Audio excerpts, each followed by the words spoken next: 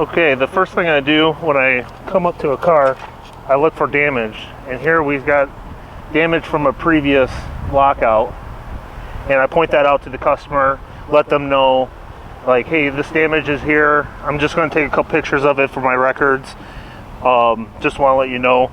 Then I'm going to go to the other side and unlock that car door. So we're going to go on this side, knowing it's not damaged. We're still going to take some pictures, even though we don't notice anything. We'll start with get our bag in there.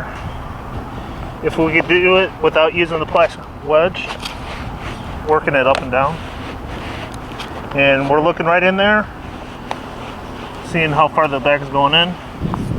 We just pump it up, and while we're pumping, we're keeping an eye on our molding. And we just want to give us just enough room to get in there with the rod. Nothing more. Now, when we check our rod, one, I set it down on the ground. In front of the customer, I'm going to have them watch me clean it off, make sure there's no debris. But I'm also just doing a quick visual and make sure that all the coating's there. It's going to protect the car while we're in there. Put the tip in, curve it the way the rod's shaped.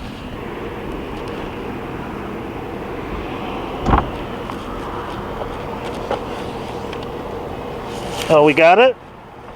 Verify it before we pull the rod out.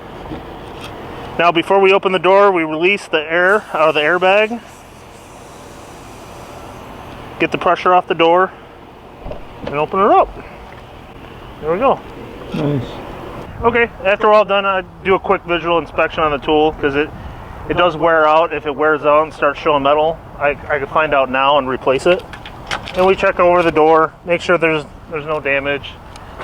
This clip came undone. Not sure if it was previous or not, but you know, it's an easy fix. So sometimes it's easier to fix it than blame the last guy.